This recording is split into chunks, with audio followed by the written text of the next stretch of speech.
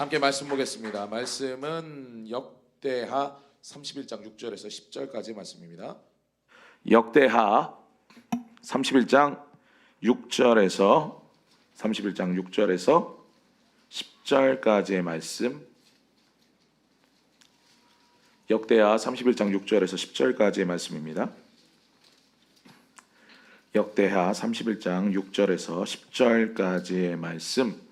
우리가 바이블 수요 바이블 아카데미 66번째네요 벌써. 역대하 31장 6절에서 10절까지의 말씀. 그리고 그동안 했던 수요 바이블 아카데미의 이 내용이 다 우리 홈페이지에 가면 있습니다. 말씀을 보시다가 또 이렇게 한번 좀 더 정리하고 싶으실 때마다 창세기부터 쭉 올라와 있으니까 한번 보시면 또 참고하시면 좋을 것 같습니다. 자, 역대하 31장 6절에서 10절까지 말씀 한 절씩 교독할 때 제가 6절 먼저 받들었습니다. 유다 여러 성읍에 사는 이스라엘과 유다 자손들도 소와 양의 11조를 가져왔고 또 그들의 하나님 여호와께 구별하여 드릴 성물의 11조를 가져왔으며 그것을 쌓아 여러 더미를 이루었는데 셋째 달에 그 더미들이 쌓기 시작하여 일곱째 달에 마친지라. 히스기야와 방백들이 와서 쌓인 더미들을 보고 여호와를 송축하고 그의 백성 이스라엘을 위하여 축복하니라. 히스기야가 그 더미들에 대하여 제사장들과 레위 사람들에게 물으니 함께 읽겠습니다. 사독의 족속 대제사장 아사랴가 그에게 대답하여 이르되 백성이 예물을 여호와 전에 드리기 시작함으로부터 우리가 만족하게 먹었으나 남은 것이 많으니 이는 여호와께서 그의 백성에게 복을 주셨음이라. 그 남은 것이 이렇게 많이 쌓였나이다. 아멘. 할렐루야. 오늘도 말씀에 충만한 은혜를 입기 위해서 이곳에 나오신 여러분들을 주의 이름으로 환영하고 축복합니다. 자, 우리 앞뒤 참여하는 성도들 큰 박수로 또 힘차게 환영할까요? 사랑하고 축복합니다. 자, 오늘도 말씀으로 충만하시기 바랍니다. 자, 여러분 말씀을 외우신 분들은 아시겠지만 주야로 그의 말씀을 묵상하는 자에게 하나님께서 약속하신 약속이 뭡니까? 그 삶에 평탄과 형통함이 있다고 하셨습니다.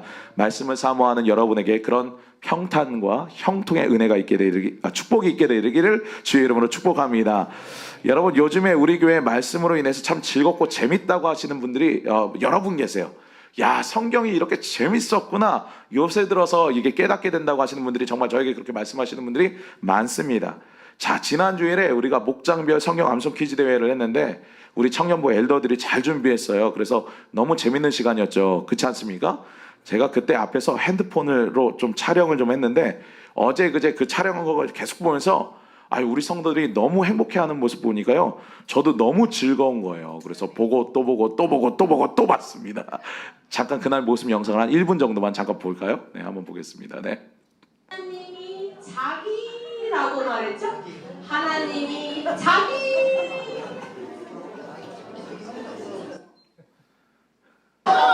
머리도 맞는 머리지만 바꿔봐.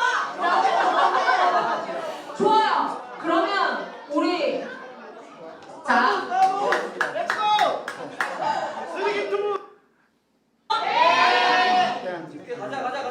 가자. 자, 전담반에 들어주세요. 전담에. 잠깐만요. 4가 어디서 나왔을까요? 정답은 11.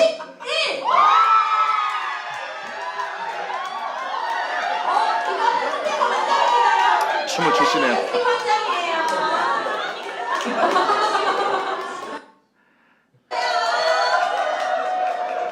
아이고, 축제로구나.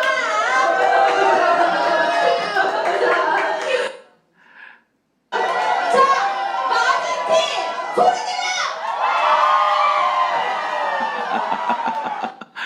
아주 재밌었습니다. 그렇지 않습니까? 너무너무 즐겁죠. 세 가족 중에 어느 분이 이번 퀴즈 대회를 통해서 우리 공동체가 더 좋아졌다고 그렇게 말씀하시더라고요. 여러분들 우리 신천중부교회 공동체가 정말 좋으시죠? 아멘인 줄 믿습니다. 거기다 요즘 사역반도 그렇고 지금 청년부 영성반 13명도 열심히 요즘에 성경을 배우고 있습니다. 저희 집사람이 직접 카드도 만들고 막 그랬는데 성경 전체의 내용을 파악하기 위해서 제가 여러 가지로 고민을 하고 있어요. 자, 제가 오늘 여러분에게 퀴즈를 하나 내겠습니다. 자, 화면 한번 보여주시면, 자, 지금 보시는 화면은 자, 모세 오경, 그러니까 창세기부터 신명기까지의 내용의 주요 키워드예요. 이 키워드를 시간 순서대로 한번 이야기해 보겠습니다. 자, 사역반 분들은 얘기하지 마세요. 사역반 분들이 맞았는지 틀렸는지 얘기해 주시겠습니다. 자, 첫 번째 뭡니까? 첫 번째 창조부터 시작하죠. 네, 그렇죠. 두 번째는요, 타락이요. 네. 세 번째는 뭘까요? 뭐가 있을까요? 볼 것 같아요? 예, 홍수. 네, 홍수. 네 번째는 뭐가 있을까요? 네 번째? 바벨탑. 네, 맞습니다. 바벨탑. 역시 우리 사모님이셔. 네. 바벨탑. 다섯 번째는요? 이거 쉬워요, 이제부터. 누구 있을까요? 아브라함. 네. 아브라함 다음에 이삭. 그 다음에 야곱. 그리고 요셉. 여기까지는 아주 금방 가죠? 자, 요셉 이후에 이제 70명의 야곱의 가족들이 애굽의 고센 땅이라는 곳에 정착을 해요. 그래서 400년이 지납니다. 400년 지난 다음에 딱 모세가 나타나고 나서 어떻게 됩니까? 이제 어떤 일이 벌어질까요? 열재앙. 그렇죠. Let them people go. 내 백성을 돌리죠. 바로 앞에 가가지고 모세가 얘기하잖아요. 내 백성을 돌려줘라 이러면서 가잖아요. 그러면서 싫어 그랬더니 너 말도 안 되는 소리 하지 마 그랬더니 그러면 하나님께서 이게 재앙을 내리실 것이다. 그래서 열재앙이 내려져요. 그런 다음에 열재앙 다음에 장자재앙이 마지막 재앙이었죠. 그 장자재앙 끝나고 장자재앙 때 어떤 일이 있었습니까? 그렇죠. 유월절 담을 넘을 때 월담한다 이런 것처럼 죽음의 사자가 이렇게 넘어갔다. 문지방과 문설주에 이렇게 어린 양의 피를 바른 것을 넘어갔다 해서 유월절입니다. 자, 유월절 다음에 이제 출애굽했어요. 그래서 어떻게 됐습니까? 홍해. 그렇죠. 11번째 홍해입니다. 홍해를 건너고 12번째 어디 갔어요? 시내산에 도착했죠. 시내산에서 1년 동안 있으면서 뭐 했습니까? 13번째 십계명 받았죠. 십계명 받아 율법을 받았습니다. 그리고 또 하나 성막을 지었어요. 1년 동안 십계명 그 율법을 받고 성막을 지었습니다. 자, 성막 다음에 이제 어떻게 하겠습니까? 자, 여기까지 레위기예요. 그 다음에 첫 번째 인구조사라고 이제 민수기가 시작되는 거예요. 민수기는 백성 민자, 백성의 수자를 세는 걸로 끝나서 마지막에 숫자를 이렇게 세는 걸로 끝납니다. 자, 첫 번째 인구조사를 합니다. 그래서 출발했어요. 그래서 어디로 갑니까? 가데스 바네아가 광야 생활 40년 동안 내내 베이스 캠퍼였어요. 계속 뺑뺑이 돌다가 가데스 바네아 또 오고 또 돌다가 가데스 바네아 또 오고 40년 내내 여기가 베이스 캠프였습니다. 가데스 바네아. 그런 다음에 뭐 합니까? 17번째 방황하겠죠. 방황. 네. 12정탐꾼 맞습니다. 12정탐꾼. 가데스 바네아에서 12정탐꾼을 가나안에 보내는데 불신앙의 고백을 했죠. 그 10명이. 그래서 어떻게 됩니까? 40년 동안 18번 방황을 하게 됩니다. 40년 방황. 자, 그리고 19번째 19번째 두 번째 율법을 받죠. 두 번째 율법을 아닙니다. 두 번째 인구조사입니다. 두 번째 인구조사. 두 번째 인구조사를 해서 민수기가 끝나고 신명기가 뭐예요? 신명기가 두 번째 율법이죠. 이렇게 해서 이렇게 진행이 됩니다. 여러분 요걸 우리 근원 형제가 찍었네요. 또 이번 주에 시험 보는데 공부를 하겠다고. 네, 이런 식으로 키워드로 좀 이렇게 외워두시면 좀 아무래도 이해하기가 좀 쉬울 겁니다. 그래서 여기 키워드에 살을 딱 붙이면 돼요. 퀴즈를 만드니까 여러 가지로 좀 재밌더라고요. 카드까지 해가지고 저희가 그 사역반도 그렇고 이 영적 성장반 청년들도 그렇고 성경계관을 지금 나가고 있는데 카드로 이렇게 퀴즈 게임을 합니다. 그러니까 이게 어렵지 않고 좀 재밌더라고요. 제가 계속 강조하지만 에베소서 4장 13절에는 우리가 다 하나님의 아들을 믿는 것과 아는 일의 하나가 되어 온전한 사람을 이루어 그리스도의 장성한 분량이 충만한 데까지 이르리니 이렇게 말씀하고 있어요. 즉 우리가 온전한 신앙인이 되어서 믿음의 분량이 장성하려면 반드시 믿는 것과 함께 뭐가 중요하다고요? 아는 게 중요하다고요. 할렐루야. 믿음이 좋다고 아무리 이야기해도 체험이 아무리 많아도요 성경을 모르면 소용이 없습니다. 동의하십니까? 성경은 여러분의 신앙의 뼈대를 세워주고 믿음의 체험은 여러분의 신앙을 더욱 풍성하게 해줘요. 그러니까 뼈와 살이 함께 자라야지 뼈대 없이 살만 붙으면 어떻게 됩니까? 그러면 신앙 체력이 약해요. 순살 아파트가 어떻게 됐습니까? 다 무너졌잖아요. 몇 개월 전에 계속 이것 때문에 이슈가 되지 않았습니까? 뼈대 없이 지은 아파트들 다 무너지게 되고 그것 때문에 우리나라가 발칵 뒤집혔는데 마치 그것처럼 순살 아파트처럼 우리의 신앙도 금방 무너지고 만다는 겁니다. 이 시간 다시 한번 수요 바이블 아카데미를 통해서 여러분의 성경 지식이 여러분의 머리만이 아니라 여러분의 신앙까지도 온전하게 되어지기를 주의 이름으로 축복합니다. 자, 지난번에 우리가 어디 어디까지 봤냐면 좀 시간이 지났죠. 남유다의 선한 왕이었던 여호사밧이 큰 실수를 한 것이 있는데 그게 뭐냐? 바로 북이스라엘의 가장 악한 왕이 누굽니까? 아합 왕이죠. 그 아합 왕 가문과 정략 결혼을 합니다. 남유다의 선한 왕이었던 여호사밧이 북이스라엘의 악한 왕이었던 아합과 정략 결혼을 시켜요. 이로 인해서요, 그나마 평안하던 유다 왕국이 우상 숭배와 피비린내 나는 사륙의 장이 되어버립니다. 여호사밧 왕의 아들 여호람과 아합의 딸 아달랴가 정략 결혼을 한 거예요. 그렇게 정략 결혼을 하고 아하시야를 낳았는데 이 아합의 딸, 그러니까 유다 왕국의 왕비가 된 이 아합의 딸이 극렬한 우상 숭배 전도자 아니었습니까? 삽시간에 유다 왕국의 우상에 산당을 세우고 하나님 보시기에 가증한 행위를 했어요. 그런데 거기서 더 문제는 이 아달랴의 남편인 여호람이 8년, 그리고 그의 아들 아하시야가 1년 만에 죽었다는 겁니다. 그렇게 되면서요, 이 아달랴가 그 혼란의 틈을 타서 정권을 잡고 유다 왕국의 다윗의 자손의 씨를 싹 다 죽여버립니다. 다윗의 후손들 씨를 말려버려요. 그런데 그때 간신히 살아남은 이가 있었으니 바로 그가 누굽니까? 3개월 된 아기 요아스였습니다. 이 요아스를 여호사브앗이라고 하는 공주가, 이 공주는 그 당시 대제사장이었던 여호야다의 아내로 경건한 자였는데 그녀가 어린 요아스 한 명을 다 죽였는데, 다 이제 아달랴가 다 죽이는데 그 죽이는 과정 가운데서 이 여호사브앗이 어린 요아스를 간신히 빼돌려서 성전에 숨겨서 살립니다. 그게 지난번에 보았던 지난번까지의 내용이었어요. 자, 그렇게 요아스가 성전에 숨어서 지낸 지 6년이 지났습니다. 그동안 그 6년 동안 대제사장이었던 여호야다가 어린 요아스를 주의 말씀과 훈계로 키웠습니다. 그리고 7년째 되는 해에 대제사장 여호야다가 용기를 내어서 백부장과 레위인들 그리고 수많은 유다의 경건한 자들을 다 모아요. 그런 다음에 다윗의 자손인, 이제 한 명 남은 다윗의 자손인 요아스를 왕위에 앉히게 해야 되겠다, 이렇게 생각하고 다 같이 힘을 모아서 아달랴를 제거하고 요아스를 왕위에 앉힙니다. 그렇게 요아스가 영적 아비인 대제사장 여호야다가 사는 동안 하나님을 잘 섬겼다, 이렇게 성경에 나옵니다. 이때 성전을 보수하는데 다시 성전 제사의 체계가 바로잡힙니다. 이런 개혁을 했는데 너무나도 어이없게도 요아스의 영적 아비인 이 여호야다 제사장이 나이 들어서 죽자 그 이후로 요아스가 어떻게 합니까? 타락하기 시작합니다. 보수했던 성전을 방치하고요, 우상 숭배를 하기 시작해요. 뿐만 아니라 이때 그에게 하나님의 말씀을 전하러 책망한 이 선지자가 누구냐면 스가랴 선지자였는데, 바로 이 스가랴 선지자는 자신의 영적 아비였던 요아스의 영적 아비였던 여호야다 제사장의 아들입니다. 그러니까 얼마나 대단한 사람이에요. 그 은혜를 입은 사람의 아들이면 선대해야 되는 거 아닙니까?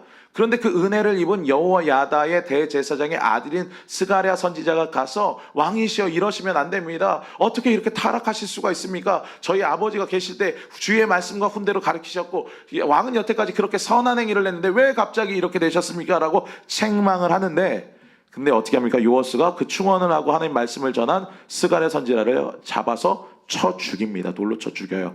결국 그런 그의 행위와 그 악행과 폐륜 행위가 극에 달하자 어떻게 되냐면 신하들이 다시 반란을 일으켜서 요아스를 암살합니다. 교훈 읽겠습니다. 교훈 읽을게요. 시작. 우리는 타인의 신앙에 의존하지 않고 자신의 신앙을 가질 수 있도록 사람을 가르치고 세워야 한다. 아멘. 자, 요아스 왕의 행적을 통해서 우리가 얻을 수 있는 교훈이 이거예요.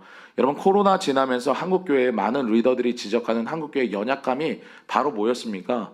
한국교회가 그동안 순종을 잘하는 성도들을 키우기는 했지만 스스로 자신의 신앙을 책임감 있게 하는 성도들을 못 키워왔다, 이런 자성의 소리가 많이 나왔어요. 그동안 많은 성도들이 책임감 있게 스스로 교회 사역을 감당하지 않고 다들 시키는 일만 열심히 해왔습니다. 그랬더니 오늘 말씀의 요아스 같이 코로나와 같은 상황이 벌어지거나 자신에게 일을 시키던 리더가 부재하게 되면 곧바로 사역을 놓아버립니다. 뭘 해야 할지 모르거나 아니면 이제 눈치 볼 사람도 없는데 뭐 그만하지 뭐, 이런 생각을 해요. 다 사역자에게 의존적인 사역을 해와서 그렇죠. 교회의 중직자나 목자라면 말씀 묵상과 말씀 연구도 스스로 하면서 믿음이 어린 성도들을 티칭할 수 있어야 합니다. 동의하십니까? 대부분 그런데요, 성도들을 어떻게 합니까? 불러주는 답 달듯이 달아가지고 그냥 읽어주는 수준을 못 벗어나는 경우가 굉장히 많아요. 그러다 보면요 소그룹 안에 액티비티가 살아나지가 않습니다. 그냥 가르쳐 주는 걸로 끝나면 안 되고 자기 것을 완전히 체득해서 그것을 적용까지 살려가지고 알려줘야 되는데 그냥 목사님이 얘기해 준 거, 사역자가 얘기해 준 거 그대로 전하기만 하니까 어떻게 합니까? 액티비티가 죽고 다 이렇게 소그룹이 죽어요. 그래서 한국교회에 필요한 게 뭐냐면 바로 훈련이 필요합니다. 동의하십니까? 말씀 훈련, 기도 훈련, 예배 훈련이 필요한 겁니다. 앞으로 예측하기로는요 코로나와 같은 전염병 사태가 수년 텀으로 계속 반복될 거라고 해요. 즉 혼자 스스로 신앙생활할 수 있는 성도가 되지 않으면 이번 코로나 때 겪은 것처럼 나가 떨어지는 성도들이 앞으로 엄청나게 많아질 겁니다. 그래서요 그렇게 밤낮 가리지 않고 훈련하고 여러분에게 훈련 받으시라고 이렇게 권면을 하는 겁니다. 지금 준비하지 않으면요 앞으로 5년이 될지 10년이 될지 모르지만 또 이런 어떤 환난 사태가 올 때 많은 사람들이 은혜의 자리에서 떨어져서 영적으로 죽음을 맞이하게 될 겁니다. 그래서 여러분들 지금부터 훈련하시고 말씀을 스스로 묵상하고 말씀을 연구하는 일에 힘쓰시길 바랍니다. 사랑하는 여러분, 평소에 면역력을 높여야 코로나나 신종 질병으로부터 내 몸을 지킬 수 있는 것처럼 영적으로도요 평소에 기초를 튼튼히 해야 수많은 이단과 사이비들과 여러 어려운 상황에서 우리의 영혼을 지킬 수 있습니다. 이 시간 간절히 주의 이름으로 여러분에게 권면하기는 꼭 기회가 되실 때마다 훈련하시고 평소에 말씀과 기도와 예배의 생활을 튼튼히 하시기를 주의 이름으로 부탁을 드립니다. 자 이렇게 해서 요아스가 이렇게 어려움 혼자 신앙생활하지를 못하고 끝내는 자신의 멘토가 신앙적 멘토가 죽자 그대로 타락해 버렸죠. 그렇게 넘어가서 어떻게 되냐 이제 아마샤, 우시야, 요담 그리고 아하스 이 네 명의 왕이 이제 나오는데 각자 다른 방식으로 통치를 합니다. 다른 방식이 되게 중요해요. 아마샤는 정직했으나 나중에 우상 숭배에 빠지고 하나님께 불순종합니다. 그렇죠? 여러분 교재에 나와 있습니다. 우시아는요 하나님 보시기에 정직하게 행하여 하나님께서 형통하게 하셨지만 제사장이 있는데도 자신이 직접 제사를 집전하다가 나병에 걸려서 죽습니다. 저주받아서요. 요담은요 여호와 앞에서 정직했고 바른 길을 걸어서 점점 강성해집니다. 아하스는요 우상 숭배로 인해서 유다 왕국의 파멸을 초래하고 점점 더 사악해져 가요. 자 이렇게 네 명의 왕들은 각각 다른 방식으로 통치합니다. 예전에 영화 중에 좋은 놈, 나쁜 놈, 이상한 놈이라는 영화가 있었어요. 제가 이 유다 왕 네 명을 나름대로 이름을 딱 붙여봤습니다. 좋은 왕, 나쁜 왕, 이상한 왕, 그저 그런 왕, 이 네 명의 왕을 이렇게 붙여봤어요. 먼저 아마샤는요 나름 하나님 보시기에 정직하게 행했습니다. 근데 이 아마샤 왕이 그저 그런 왕인 거예요. 그가 초반에는 하나님 앞에서 정직하게 행했던 것으로 하나님께서 그에게 많은 축복을 해주셨습니다. 이 아마샤 때 남유다가 굉장히 번영을 누려요. 근데 왕권이 안정되자 왕국이 번영을 누리자 그 이후부터는요 일평생 자기 아버지 요아스를 죽인 사람들에게 어떻게 하냐? 복수를 하면서 살아갑니다. 앞서 살펴본 것처럼 요아스는 그 말년에 이제 여호야다가 죽은 다음에 이제 타락하게 됐잖아요. 그리고 악행을 저지르고 자신의 은인이었던 멘토였던 여호야다의 아들인 스가랴 선지자도 다 돌로 쳐 죽이고 아주 굉장히 악행 패륜 짓을 많이 했습니다. 그러니까 그거를 못 참고 있던 수많은 신하들이 일어나서 어떻게 합니까?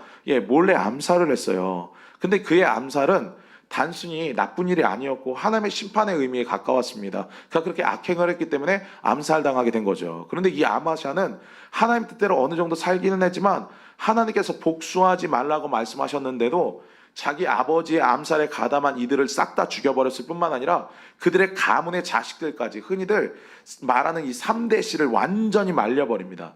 그래서 그의 통치 내내 복수의 칼날을 막 휘둘러요. 그래서 그 또한 반역에 의해서 죽음을 당하게 되죠. 복수가 복수를 낳고 또 복수가 복수를 일으키는 거예요. 사랑하는 여러분, 우리 인생에 우리에게 해를 끼치고 우리를 어렵게 한 원수와 같은 사람들이 있다면, 여러분들에게 그렇게 한 사람들이 있다면 여러분 반드시 용서하시고 그 복수를 하나님께 맡겨드리시기를 바랍니다.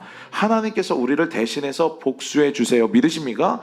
그렇게 하나님께 복수를 맡기고 용서하면 여러분 인생에 참 평안을 누리는 그런 은혜가 있게 될 것입니다. 이 평안을 여러분 모두, 저와 여러분 모두가 다 누리시기를 바랍니다.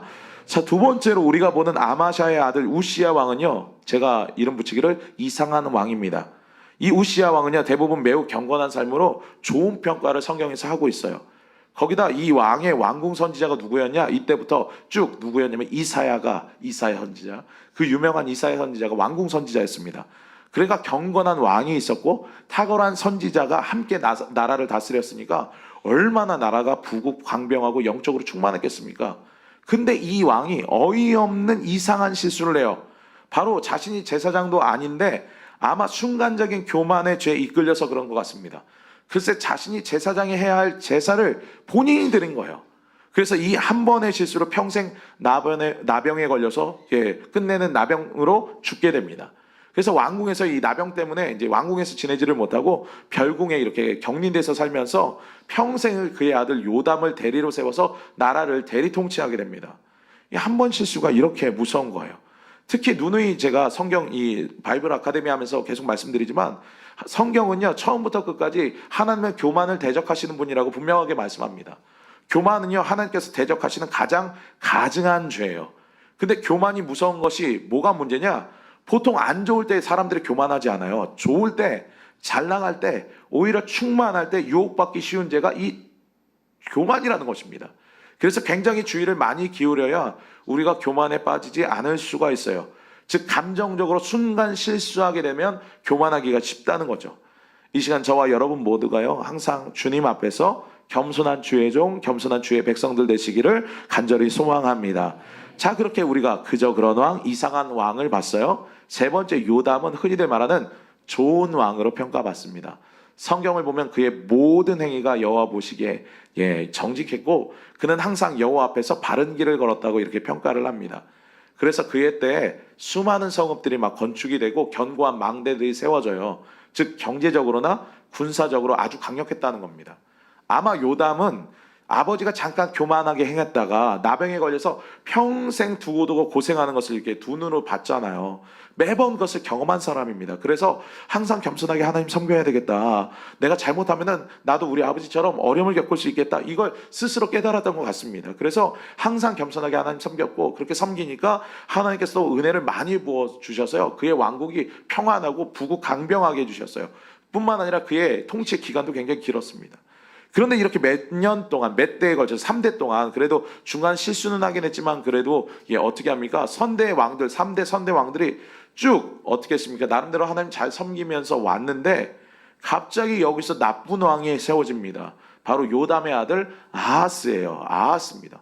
아마샤, 우시야, 요담 이렇게 3대에 이어지면서 점점 유다 왕국이 영적으로도 강건해지고 그 이후로 축복도 받아가지고 부국 강병하게 되었는데 갑자기 이 아하스가 그것을 다 망쳐버려요. 위에 아버지, 할아버지, 증조 할아버지가 쌓아놓은 영적 유산을 모두 다 날려버립니다. 그는 열심히요 여호와 하나님을 섬긴 게 아니라 우상 숭배를 했어요. 유다 왕들의 평가를요 여러분 성경을 통해서 쭉 보면요 사실상 아합의 딸이었던 아달랴를 제외하고 남유다의 왕들 중에 가장 악한 왕이 누구였냐? 바로 이 아하스였습니다. 북이스라엘의 가장 악한 왕이라고 불리는 사람이 누구였어요? 아합 왕이었고 남유다의 가장 악한 왕으로 불리는 사람이 이 아하스입니다. 뒤에 보면 므낫세가 나오기는 하는데 므낫세는 그래도 말년에 회개라도 했어요. 근데 이 아하스는 회개도 하지 않았습니다. 그냥 악행을 계속 저질렀습니다. 죽을 때까지. 그래서 결국 하나님께서 그를 형제 국가인 북이스라엘의 손에 넘기셔서 12만 명의 용사가 다 사륙당하고요 20만 명의 처자들이요 북이스라엘의 포로로 끌려가는 일을 만드셨습니다. 이 사건을 열왕기 하에서는 그냥 예루살렘이 견디지 못했다라고 이렇게 짧게 소개하는데 이 역대 하에서는요 사륙당한 군사의 수, 끌려간 포로의 수까지 자세히 기록해서요 하나님을 거역한 자가 얼마나 처참한 운명을 맞이하게 되는지 정확하게 알려주어서 경고를 합니다. 그런데 이 아하스가 정신 차리고 그때쯤 되면 하나님께 달려가서 막 하나님 살려주십시오. 제가 잘못했습니다. 회개했어야 되는데 회개한 게 아니라요. 어디로 달려가냐? 어디로 달려갈게요? 이방 제국인 아수르에게 달려가요.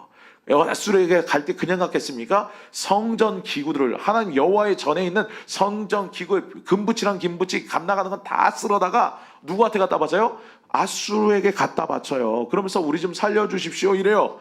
지금 하나님께 나아가서 기도해야 되는 바로 뒤에 나오는 히스기야 같은 경우는 그래서 놀라운 하나님의 기적을 경험해서 나라가 살았는데 그도 살고 나라가 부국 강병해졌는데 이 아하스는요 그때도 정신 차리지 못하고 아수르에 가가지고 이방 불신 왕에게 손을 내밉니다. 도와달라고. 그래서 어떻게 됐겠습니까? 상황이 더 어려워졌죠. 망할 사람은요 망할 선택만 해요. 결국 그는요 하나님의 진노 가운데 왕국을 폐허로 만들고 본인도 왕의 묘실에 들어가지 왕들의 묘실에 들어가지 못하고 그냥 초라하게 죽습니다. 함께 교훈 읽어보겠습니다. 교훈 있습니다. 시작. 교만은 자신의 위치와 역할의 경계를 벗어나 다른 사람의 것을 침범하게 한다. 아멘. 자, 교만은 계속 말씀드리지만 좋을 때, 잘 나갈 때, 평안할 때 더 조심해야 하는 죄입니다.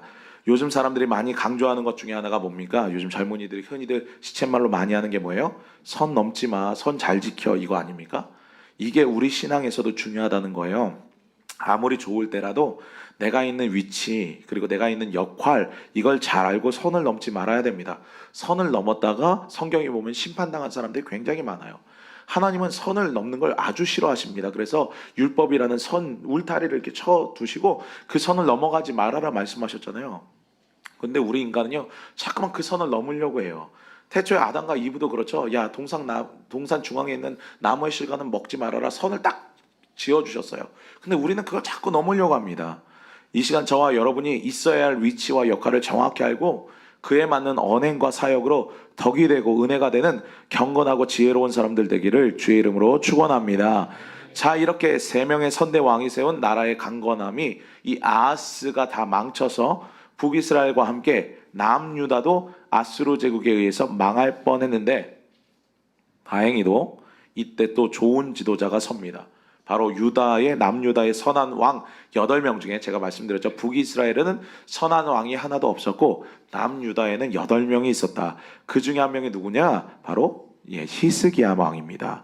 히스기야 왕은요 왕으로 세워지자마자 빠르게 그동안 무너졌던 이전에 있었던 이 아하스가 망쳐놓은 이 모든 것들을 다시 제자리로 돌려놓습니다. 철저히 종교개혁을 단행해요. 그리고 하나님을 전적으로 의지합니다. 먼저 히스기야는요 아버지 아하스에 의해서 손상된 것을 복구하고 우상 숭배로 더럽혀진 성전을 정화시킵니다. 깨끗하게 했어요. 그리고 이스라엘과 유다를 모아서 유월절을 성대하게 지켜요. 이게 성경에 나옵니다. 여기서 특이한 것은 남유다의 왕인데 누구도 모았다고 나왔냐면 이스라엘도 모았다고 나와요. 왜냐? 이스라엘은요 지금 북이스라엘로 나눠져 있잖아요. 근데 남유다의 왕이 어떻게 북이스라엘을 모읍니까? 이게 상식적이지 않죠. 근데 역사적 배경을 알면 이 얘기가 뭔지 알 수 있습니다. 이때가 북이스라엘이 아수르 제국에 의해서 망한 때예요. 북이스라엘이 망했습니다. 아수르에 의해서.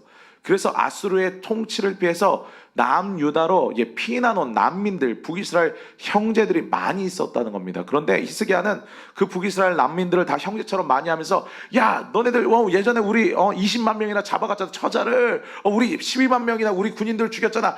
절대 못 들어와. 오지 마. 이런 게 아니라 다 형제처럼 맞이하면서 그들에게도 함께 우리 종교개혁을 같이 하고 여호와의 절기를 함께 지키자고 이렇게 권면을 합니다. 그렇게 성대하게 유월절을 지킨 거예요. 그러니 얼마나 귀합니까? 얼마나 하나님께서 기쁘게 받으시겠어요. 그뿐만 아니라 아하스 때 온 유다 땅 곳곳에 세웠던 그 우상의 산당을 다 부수고 그동안 유명무실해진 이 제사장과 레위인 조직도 다 정비하고 그렇게 성전에서 섬기는 레위인들을 위해서 11조 제도도 다 복원시킵니다. 그래서 오늘 우리가 초도에 읽은 31장에 보면 온 백성이 히스기야의 명령에 순종해서 기쁨으로 풍성한 11조를 드렸다고 나옵니다. 이것으로 인해서요 성전의 사역자들이 이제는 생계를 걱정하지 않고 말씀 연구에만 집중할 수 있게 되었다 이렇게 나와요. 그러자 31장 10절에 보니까 하나님께서 그 백성들에게 복을 많이 주셔서 그들의 삶이 풍성해졌다고 이렇게 말씀하고 있습니다. 그러니까 이렇게 영적으로 백성들과 나라의 기틀이 바로 세워지니까 하나님께서 큰 축복을 그 백성에게 그리고 이 히스기야 왕에게 주십니다. 그 대표적인 게 뭐냐? 사건이 뭐냐? 히스기야가 병이 나은 것뿐만 아니라 죽을 병에 걸렸는데 기도를 통해서 낫잖아요. 그것뿐만 아니라 그 당시 최고의 제국이었던 아수르가 남유다를 쳐들어왔어요. 생각해 보시죠. 북이스라엘 망했어요. 이제 남유다만 정복하면 됩니다. 그런데 그 당시에 아까 전에도 말씀드렸다시피 군사력으로 따지자면 경제적으로 따져도요 남유다가 북이스라엘보다 약했습니다. 그러니까 나보다 강한 상대가 다른 상대에게 멸망당했어요. 그럼 우리는 그 북이스라엘보다 약하니까 당연히 멸망당하는 건 당연한 건 아니겠습니까? 우리가 제일 약한데 이건 하나님의 기적이 아니면 도저히 이길 수가 없는 싸움이에요. 세계 최강대국과 조그마한 나라와의 전쟁. 근데 아수르의 사네립이 엄청난 군대를 이끌고 남유다를 쳐들어와서 모든 지역을 다 점령했어요. 예. 남유다의 모든 지역을 점령하고 이제 마지막 예루살렘만 딱 남겨놓고 마구 유언비어를 퍼뜨리면서 히스기야를 공격하고 여호와 하나님을 모독하는데, 이때 히스기야가 간절히 기도하지 않습니까? 자, 이 부분은 제가 열왕기하 설명할 때 다 이야기를 드렸기 때문에 자세히 설명은 하지 않겠습니다. 그렇게 히스기야가 기도하자 하나님, 이방인들이 하나님을 모독합니다. 저를 향해서 유언비를 퍼뜨리고 있습니다. 기도하자 이사야 선지자를 하나님께서 보내셔서 예언을 주시죠. 뭐라고 예언케 하십니까? 그 사네립이라는 자가, 그리고 어떻게 합니까? 하나님의 비방한 죄로 인해서 본국으로 이제 갑자기 돌아가게 될 것이고, 돌아가게 되면 어떻게 될 것이다? 거기서 죽게 될 것이다. 이렇게 예언을 하도록 하시죠. 그리고 진짜 그렇게 됐죠. 멀쩡하던 아수르 군대가 갑자기 스스로 후퇴하더니, 예루살렘에 있던 유다 백성들은 어떻게 됐는지도 모르는 거예요. 이제 우리는 죽었구나 하고 있는데 갑자기 얘네들이 스스로 물러가. 그러더니 사네립이 이사야 선지자의 예언대로 본국에 돌아가서 암살당해 죽습니다. 그것도요, 자신의 아들들에게 암살당해서 죽어요. 얼마나 처참합니까? 하나님의 이름을 모독하고 그의 백성들을 모독한 자의 마지막 결말이 그거라는 거예요. 하나님께서 기적적으로 이 큰 전쟁에서 구해 주셨어요. 그리고 하나님의 영광이 이것을 통해서 드러났습니다. 사랑하는 여러분, 우리 믿음의 사람들도요, 사방팔방 모든 것이 막힌 것 같은 인생의 답답한 때를 만나기도 합니다. 사람들은 이야기하죠. 우리에게 방법이 없다. 이제 우리에겐 길이 없다. 우린 죽었다. 망했다.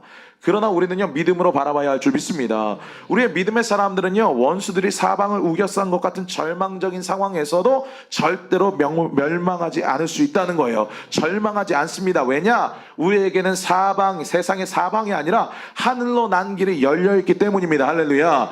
우리는 그래서 어려울 때 세상 사방팔방을 보면서 어떤 도움이 올까 기다리는 자들이 아니에요. 우리는 어떤 자들입니까? 사방팔방이 우겨쌈을 당한 그때 하늘을 바라보는 자들입니다. 기도를 해요. 그러면 반드시 하나님께서 살 길을 열어주시고, 할렐루야, 우리의 원수들을 물러가게 하실 것입니다. 이 사실을 믿으시고 고난과 시련 가운데서도 힘을 내시는 저와 여러분 되기를 바랍니다.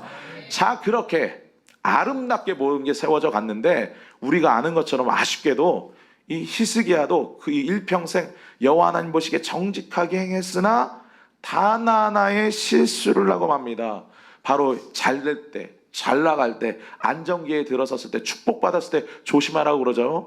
바벨론에서 사신이 왔는데 그만 교만하게 왕궁의 성전 기물들을 보여주면서 자신의 업적을 막 자랑합니다. 하나님의 놀라운 은혜와 하나님의 역사, 축복을, 하나님께 영광을 돌렸어야 하는데, 제가 이런 사람입니다. 제가 이렇게 했더니 막 이렇게 됐어요.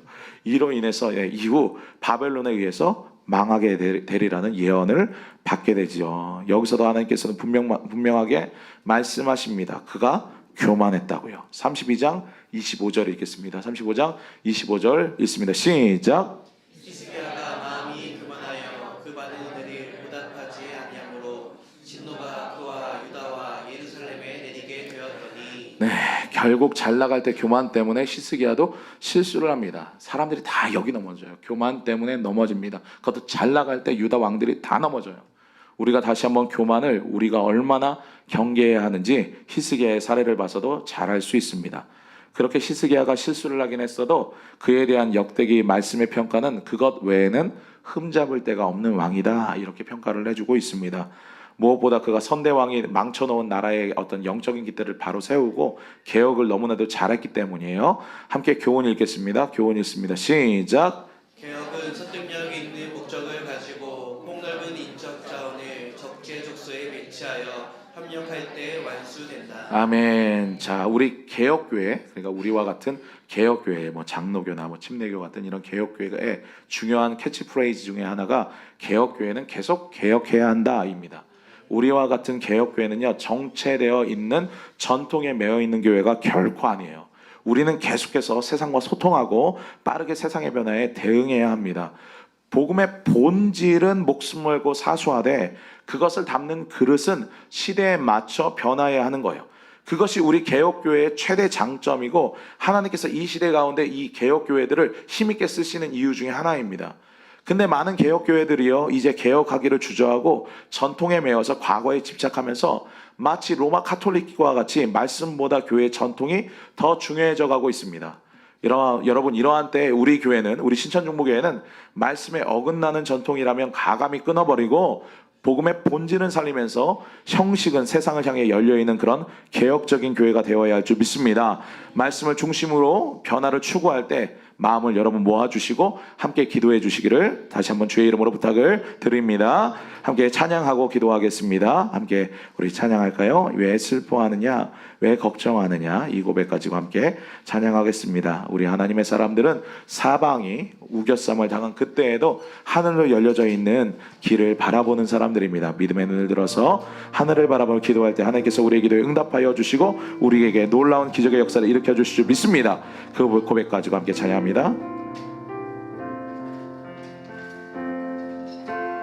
왜 슬퍼하느냐, 왜 걱정하느냐, 무엇 두려워하느냐, 아무 염려 말아라.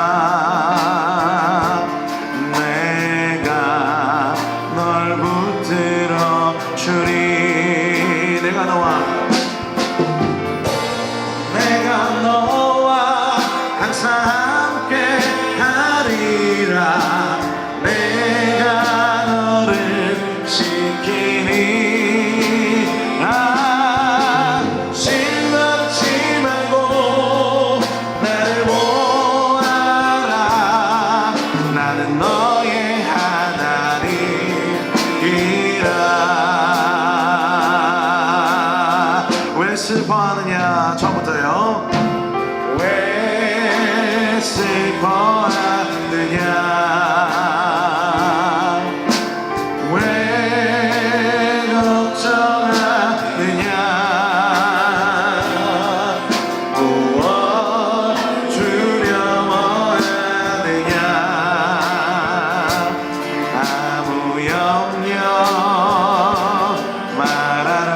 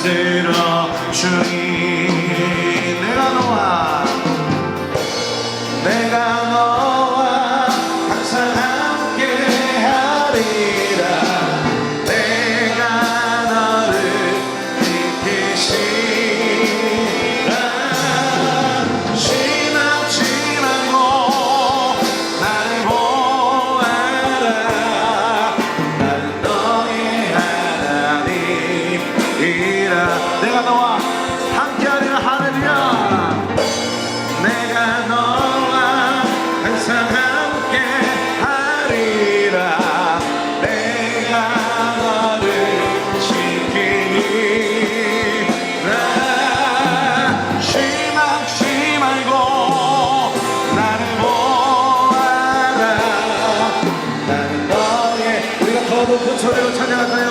왜 슬퍼하느냐, 더 높은 소리로. 왜 슬퍼하느냐, 왜 걱정하느냐, 왜 걱정하느냐, 무엇 두려워하느냐, 아무 염려하지 말아라. 아무 염려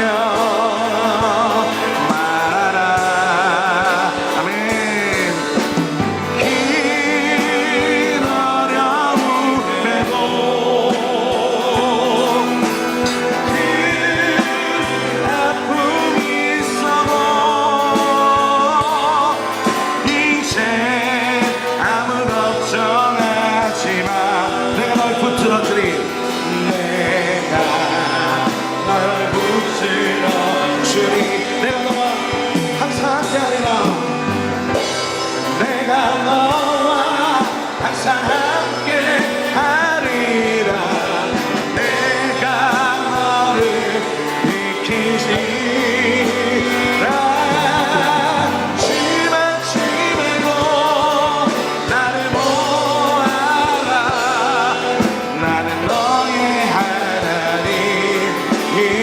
내가 너와 함께하리라. 할렐루야. 내가 너와 항상 함께하리라. 내가 너를 지키리라. 실망치 말고 나를 보아라. 나는 너. 주님께서 우리에게 하시는 음성을 들을지어다. 내가 너와 항상 함께하리라. 할렐루야. 내가 너와 항상 함께하리라. 내가 너를 지키리라. 실망치 말고 나를 보아라. 나는 너의 하나님. 이 시간 우리 함께 말씀을 경험하며 기도하기를 원합니다. 주님.